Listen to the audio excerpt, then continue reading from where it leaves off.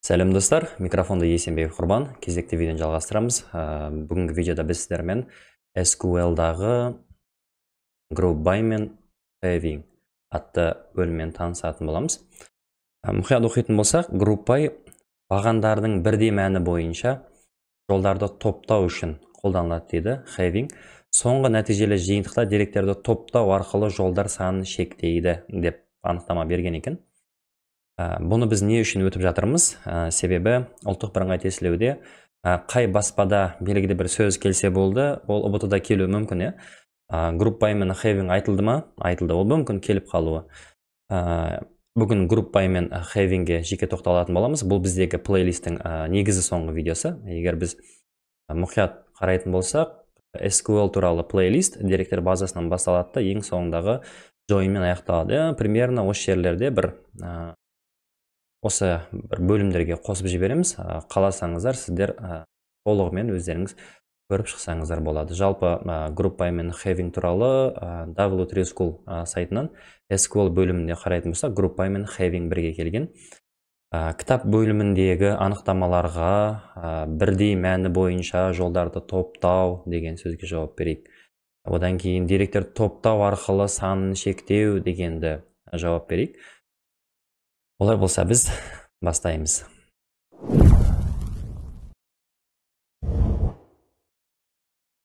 Бізге бір ұбт деген мәліметтер қоры берілген, соның ішінде нәтиже деген кесте бар. Мұқият қарайтын болсақ, таңдау пәні бізде информатика, ДЖТ, химия, биология дейді. Есімдері берілген, и общий жинаған балдары берілген. Осы жерде біз қазір Group By'ды қолданамыз. Group By мен смыслын түсіндіріп алайық. Себебі Group By'дың орнына көбісі бүйтіп айтуы мүмкін. Мен бұл условияны просто ORM-мен шеше аламын деп ше. Айтайық, что ORM-менде шешілмейтін мысалдар бар. Соның бірі осы Group By. Group By деген не істейді? Таңдалған ұяшықтарды біріктіреді. Сөйтеді де оған жасалатын өзіндік бір операциялар ғана бар. Сол операциялардың аттарымен танысып алайық. Олар бізде count санайды. Үлкенін табады, кішісін табады, суммасын табады, ортақ мәнін ғана табады екен. Қандай мәндері деп айтатын болса, онда былай. Мысалыға бізге бүйтіп айтуы мүмкін. Жалпы таңдау пәндері бойынша, информатика, ДЖТ, химия, биология пәндері бойынша ең жоғары жинаған балдар, мысалы бүйтіп айтайық. Яғни мысалы бүйтіп информатиканы қанша адам тапсырды. Мына жерде біз санай алмаймыз. Араласып келсе, мысалға count соны санап береді. Одан кейін ең жоғары бал жинаған, ең жоғары бал қандай? Бұл жерде жоғары жинаған адамдар атын шығару өте қиын, бірақ біз бір ғана параметр береміз, ол max. Яғни ең жоғары бал қанша, ең кіші бал қанша, бәрінің қосындысы қанша, ол всегда бұл суммасын табу керек те случайлар болады. Average, средний балы қанша, средний саны и так далее. Сонда мынандай жауап туындауы мүмкін. Жоқ, мен мұны ORM-мен істеймін. Хорошо, ORM-мен қалай істейсің? Ол каждый информатиканың среднейін бөлек табады, ДЖТ-ның среднейін бөлек табады, химия, биологияның среднейін бөлек табады. Ал ондай пәндер, таңдау пән, мысалға, продукттың аты, типі өте көп болуы мүмкін. Мысалға, жаңа қалай болатын, мысалы, білмейтін адам, білмейтін дегенде қалай? Просто ORM, яғни Group By'ды білмейтін адам бұлай айтуы мүмкін. Хорошо, мен санап бере алам, count, санап бере аламын, бал бойынша санап берейін. Бал бойынша санап берейін. From таблицаның аты бізде нәтиже. Нәтиже, окей. И ол бүйтіп айтады, where, условия, если таңдау пәні тең болатын болса, информатикаға. Информатика, контрола, вперед дейтін болсақ, қазір бізде информатика пәні бойынша жалпы таңдаған, яғни информатика пәні бойынша тапсырған балдардың саны, олар 5. Окей, бұл біреу ғана ғой, ал бізде ондайлар өте көп. Ол не істейді? Екіншінде уже ДЖТ-ны жасайды, одан кейін химия, биологияны жасайды. Оның бәрінің қаншадан тапсырғанын табу өте қиын ғой. Сондай жағдайда бізге группировка келеді. Группировка не істейді? Алады да аттары бірдейларды біріктіріп жібереді, соның среднейін шығарады. Аттары бірдейларды біріктіріп жібереді и так далее. Қалаған условияны, яғни условия ретінде мыналарды орындай алады. Біріктіріп жібереді, весь информатиканы біріктіріп жібереді, қанша екенін санайды. весь дж-ны біріктіріп жібереді да, қанша екенін, весь биологияны таңдайды да, и так далее. Давайте онда кодын жазайық, сол кезде более понятно болатын шығар. SQL біз бүйтіп айтамыз, экранға таңдау пәнінің өзін шығар. Таңдау пәнінің өзін шығар, өтір. И қанша адам тапсырды? Count санайық, count. Біз санаймыз балл бойынша. From и нәтиже деп береміз. Енді ұяшықтарды біріктіреміз. Мұнда қарайық, бізде информатиканы, дж-ны, химия, биологияны үшеуін атын бір-бірден шығаратты, и каждый общий қанша екенін санау керек. И оған айтамыз да, былай дейміз. Group by, группировать етіп жібер, group by нені? Таңдау пәнін. Өйткені таңдау пәнін ол группировать етеді. Сонда қазір бізге информатика, дж-ны, химия, и олардың каждыйында қанша адам тапсырғаны шығады екен. Вперед. Вот міне. Информатика тапсырғандар 5, дж-ны тапсырғандар 5, химия, биология тапсырғандар 5. Уже бұны өремен жасау невозможно еді.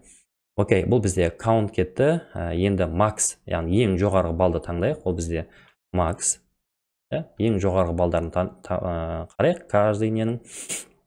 Информатиканың жоғарғы балы 45, дж-ның 44, химия, биологияның жоғарғы балы 44 екен. Макс кетті. Минимум, ең аз балл жинағандарды көрейік. Изменить минимум. И вперед. Ең аз жинаған информатикадан 40, дж-дан 40, химия, биологиядан олар 36. Отын, ішінен қарасаңыздар да солар шығады. Сонда бұл неседі? Каждый аттары біріктіріп жіберді, соның ішінен белгілі бір операция орындады. Вообще классно. Енді суммасын табайық. Общий қанша? Енді ол сумма деген біздің жағдайға сәл қисынсыз келуі мүмкін, бірақ кей жағдайда тауар сатылды дейтін болса, олардың общий суммасын табуға болады. Сам. Окей. Общий суммасы 214, 210, 196. Келесі қолдануы мүмкін жағдай ол бізде средний балл. Ол вообще классно. AVG средний баллы, average. Демек, информатиканың средний баллы 42-де 8, дж-нікі 42, химия, биологиянікі средний баллы 39-да 2. Және де группайға мұқият қарайтын болсақ, мысалы, средний балдарының ішіндегі осыларды давай өспелі сұрыптайық. Бірінші аттары бойынша сұрыптайық, олар дж-ті, одан кейін информатика, одан кейін химия, биология кесін. Яғни, тек қана код осымен бітіп қалды деген сөз емес. И ары қарап біз order by береміз. Order by. И біз таңдау пәні бойынша өспелі сұрыптаймыз. A, S, C. Болды, қазір бізде таңдау пәні өспелі шығады. дж-ті, информатика, химия, биология и олардың ортақ балы. Бұлар үлкен таблица еді да, жинап, солардың ішінен белгілі бір операция, яғни сандармен операция орындалды. Себебі мұнау аталғанның барлығы олар сандармен операция орындалатындар еді. Осымен қарапайым группай тақырыбы аяқталады. Ары қарап, давайте havingді қарастырайық. Группайдан кейін сразу having кетеді. Having олар көп жағдайда where-ға ұқсас келеді, условиясы where-ға жақын. Бірақ енді мен қазақша айтасылайын, смыслын қателеспеудің бір жолы бар. Бұл мынандай жол. Мысалға, where белгілі бір условиямен орындалады. Мысалы, информатикамен условия орындалады. Информатиканың ішінен ID бірге тең адам табылады. Информатикалардың суммасын табылады, қанша адамдар вообще среднейін табылады. Бірақ ол бір ғана типте, қайталанбайтын бір ғана типті ғана табылады. Ал ондайлар бізде разнылар көп қой. Сондай жағдайда біз былай жұмыс жасаймыз. Біріктірілген, яғни where жеке таблицамен условия орындалатын болса, having біріктірілген таблицалар бойынша жұмыс жасайды. Қалай? Қазір қараңыздар. Мысалға, информатика біріктірілді ғой, дж-ті біріктірілді ғой, химия, биология біріктірді. Енді біз бүйтіп айта аламыз, что информатика, осылардың ішінен условия орындау керек болатын болса, онда having шартын орындаймыз. Сонда кітапқа оралатын болсақ, группай бағандардың бірдей мәні бойынша жолдарды топтау біріктіреді, уже понятно, бірдей мәндер бойынша біріктіреді. Ал having дейді, соңғы нәтижелі жиынтықтағы деректерді топтау арқылы, яғни топталғандардың санын шектейді. А вот қалай шектейді? Давай соған оралайық. Қалай шектейді? Біз бүйтіп айтамыз. Бізге средний баллы 40-тан жоғарыланған экранға шығар дейтін болсақ, онда мына жағдайда сіз шығара алмайсыз. 40-тан жоғары дейтін болсаңыз, мынау шығып кетеді, информатикадан шығады. Дальше информатикадан біреу енбей қалады, иә. И так далее. Мысалға, мына жердегі дижитінің бәрі еніп кетеді. Само собой, мынау нелер вообще енбей қалады. Химия, биологиялар енбей қалады да. Ал